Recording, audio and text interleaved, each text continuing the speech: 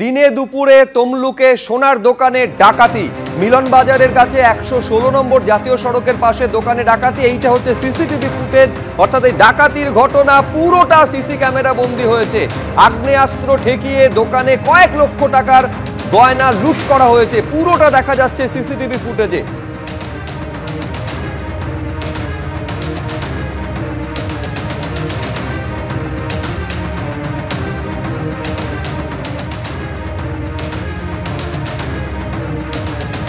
আরো বিস্তারিত জানবো, কথা বলবো। বিটন চক্রবর্তী আমাদের প্রতিনিধি রয়েছেন। একেবারে সিসি ক্যামেরায় ধরা পড়েছে লুটপাটের সময়কার ঘটনা। এটা কোন সময় ঘটলো, এখনো পর্যন্ত কারাই দুষ্কৃতী তাদের চিহ্নিত করতে পেরেছে পুলিশ?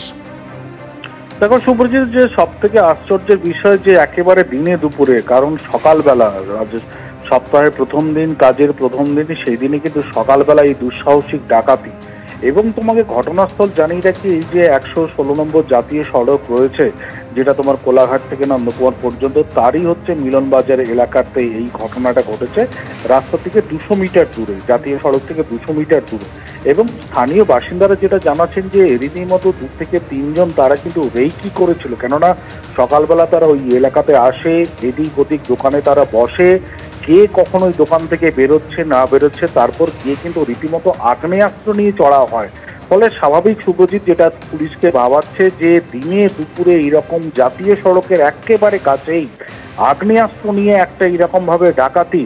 এবং ঘটনা তদন্ত নেমেছে পূর্ব মেদিনীপুর জেলা পুলিশ। পাশাপাশি যে সমস্ত এই পূর্ব মেদিনীপুরের সঙ্গে অন্যান্য জেলা যে সংযোগ এলাকা রয়েছে, সেখানে নাকা চেকিংও করা হয়েছিল, কিন্তু এখনো পর্যন্ত দুষ্কৃতীদের খোঁজ পায়নি। পুলিশ যেটা বলছে, তারাও তদন্ত চালাচ্ছেন, অতি সত্বর তারা ধরে ফেলতে পারবেন, অন্তত এমনটাই তারা জানাচ্ছেন। আতঙ্কেতে আছি, খুব ভয় ভীতিতে আছি।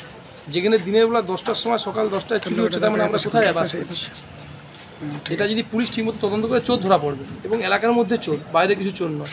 চোর চুরি করে গেছে আমাদের ইচ্ছাবাড়ি এই খালপাড়া ধরে গেছে, একটা কিছু কুক পাওয়া গেছে, তবে সম্ভবত চোর ওই দিকেই গেছে, ডিমারি বা কাকটা এই সাইডের দিকেই গেছে, যাতে পুলিশ এটাকে খুব দ্রুতভাবে তদন্ত করে চোরগুলো ধরে।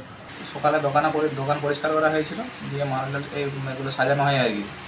তো সাজানোর সাথে তখনই ওই 2 জন ঢুকেছিল, গিয়ে এখানে বন্দুক দেখিয়ে চুরি করে নিয়েছি, আমি ডাকাতি করি। কী কী চুরি করেছি?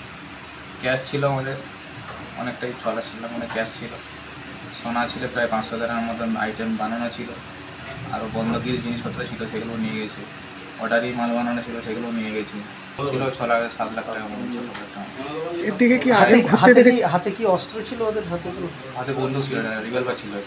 কলকাতা বিমানবন্দরে অস্ত্রসহ আটক প্রাক্তন তৃণমূল কাউন্সিলর। কলকাতা বিমানবন্দরে সিআইএসএফ এর হাতে ধৃত পূজালীর প্রাক্তন তৃণমূল কাউন্সিলর শেখ আমিরুল ইসলাম। শেখ আমিরুল ইসলাম পূজালীর 14 নম্বর ওয়ার্ডের প্রাক্তন তৃণমূল কাউন্সিলর। তৃণমূল নেতার লাগেজ ব্যাগ থেকে উদ্ধার আগ্নেয়াস্ত্র ও 6 রাউন্ড কার্তুজ। তৃণমূল নেতাকে এনএসসিবিআই থানার হাতে তুলে দিল সিআইএসএফ। সরাসরি আমাদের প্রতিনিধি পার্থপ্রতিম ঘোষ এই মুহূর্তে আমাদের সঙ্গে রয়েছেন। পার্থ, ওই প্রাক্তন তৃণমূল কাউন্সিলর, তার ব্যাগ থেকে উদ্ধার হয়েছে আগ্নেয়াস্ত্র, 6 রাউন্ড কার্তুজ। এত পরিমাণ অস্ত্র নিয়ে তিনি কোথায় যাচ্ছিলেন, কোথা থেকে আসছিলেন? দেখো, সেই সমস্ত বিষয়টা খতিয়ে দেখার কাজ ইতিমধ্যে শুরু হয়েছে। এবং পাশাপাশি তোমার বলে রাখি ঘটনাটি কি ঘটে।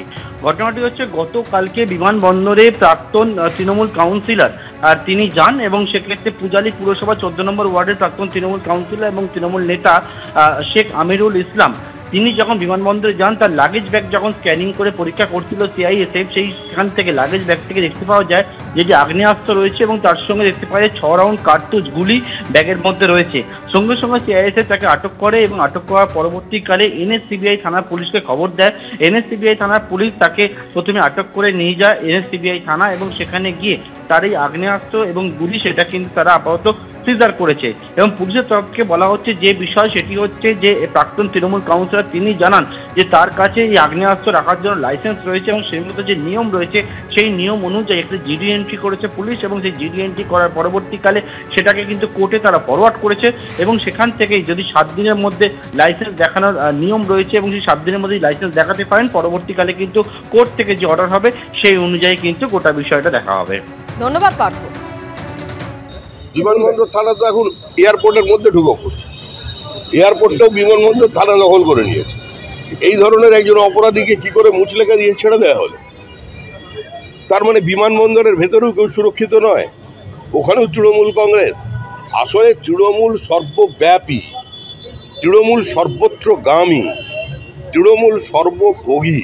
আজকে কিন্তু কলকাতা পুলিশের গুন্ডা দমন শাখার তরফ থেকে তাকে যখন আদালতে পেশ করা হয়, তারা নিজেদের হেফাজতের চেয়ে আবেদন জানায় এবং এই আবেদন জানাবার পর কোর্টে যে সওয়াল জবাব হয় বা মিনি ফিরোজের জন্য জামিনের আবেদন জানাতে গিয়ে তারা আইনজীবী প্রথমে যে বিষয়টা জানান যে তা বিরিয়ানির দোকানের সামনে যে ঘটনাটি ঘটে সেটা বিরিয়ানি খাওয়াকে কেন্দ্র করেই গণ্ডগোলের সূত্রপাত, এবং তার পাশাপাশি বলেন যে এখানে কিন্তু দুই রাজনৈতিক নেতার মধ্যে তোলার টাকা কে নেবে সেটা নিয়ে লড়াই এবং তার মক্কেলকে ফাঁসানো হচ্ছে, রাজার রাজায় যুদ্ধ হয়, উলু খাগড়ার প্রাণ যায়। এটা যখন তার আইনজীবীরা আদালতে সওয়াল করছেন, তার পাশাপাশি একেবারে সরকারি আইনজীবী সৌরিন ঘোষাল তিনি আদালতে যে বিষয়টা উল্লেখ করলেন যে গোটা ঘটনার পিছনে রয়েছে একটা সিস্টেমেটিকভাবে তোলা আদায় এবং কোনো রকমভাবে বিরিয়ানি খাওয়ার বিষয় এখানে কিন্তু নেই। এবং এই কথা বলতে গিয়ে তিনি বলেন যে গুলশান কলোনির নামটা দুবার বলতে হয়, কারণ এর আগে একজন কাউন্সিলরকে যখন গুলি চালাতে যায় সেই সময় বন্দুক লক হয়ে যায়, তার পরবর্তীকালে দুষ্কৃতীদেরকে শেল্টার দেওয়া হয় যেই জায়গায়, সেই জায়গার নাম হচ্ছে গুলশান কলোনি।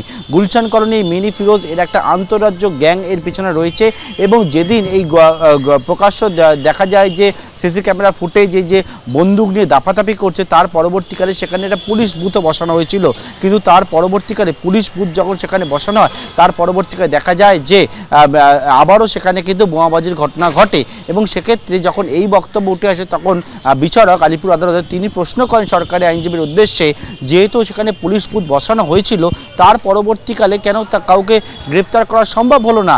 এর পাশাপাশি কিন্তু আরও একাধিক বিষয় আজকে সরকারি আইনজীবী জানান আদালতের কাছে যে মিনি ফিরোজরা তারা হচ্ছে কিন্তু প্রায় 3 থেকে 4টি রাজ্য চলে গিয়েছিল, ভ্রমণ করেছিল, বাকি যারা অভিযুক্ত রয়েছে তাদেরকে গ্রেপ্তার করতে হবে, এমনকি যে আর্মস এবং অ্যামুনিশন রয়েছে সেইগুলোকে বাজেয়াপ্ত করতে হবে এবং সেই জন্যই তারা নিজেদের কাস্টাডিতে চায় এবং সেই আবেদন জানানো হয়েছে। যারা ছিল দুজনই অ্যারেস্ট হয়ে গেছে, একজনকে দিল্লি থেকে আর একজন আমাদের লোকালি মানে এখানে কলকাতার আশেপাশে আউটসাইড কলকাতা জুরিসডিকশন, ওখান থেকে গতকাল আমাদের টিম অ্যারেস্ট করেছে। কালীগঞ্জ বিধানসভা উপনির্বাচনের ফলাফলের দিন তৃণমূল কংগ্রেসের বিজয় উল্লাস থেকে ছোড়া বোমায় মৃত্যু হয়েছিল 9 বছরের ছোট্ট তামান্না খাতুনের।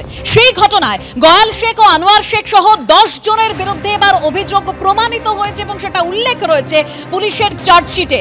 ময়না তদন্ত আঘাত সংক্রান্ত রিপোর্ট অনুযায়ী অভিযোগ প্রমাণিত, এরকমটাই উল্লেখ রয়েছে পুলিশের দেওয়া চার্জশিটে। আর কি রয়েছে সেই চার্জশিটে আরো বিস্তারিত আমরা জানবো। আবির দত্ত আমাদের রয়েছেন আমাদের সঙ্গে। আবির, দেখো তোমাকে শুরুতেই বলি যে কালীগঞ্জের উপনির্বাচনের ফল ঘোষণার দিন যে ঘটনা ঘটেছিল সেই ঘটনায় দেখা যায় যে একজন শিশুকন্যার তার মৃত্যু হয়, তামান্না তার নাম, এবং বোমা ছোড়া হয়। পরিবারের তরফ থেকে অভিযোগ করা হয় যে নির্বাচনের ফল ঘোষণার পর এই ঘটনা ঘটেছে, কিছু লোক সেখানে আসে এবং তারা স্থানীয় তৃণমূল কংগ্রেসের এবং তারা বোমা ছোড়ে, এমনটাই পরিবারের অভিযোগ। এবং সেই বোমার আঘাতে ছোট্ট 9 বছরের শিশুকন্যার মৃত্যুর ঘটনা 83 দিনের মাথায় পুলিশের তরফ থেকে চার্জশিট পেশ করা হয়েছে।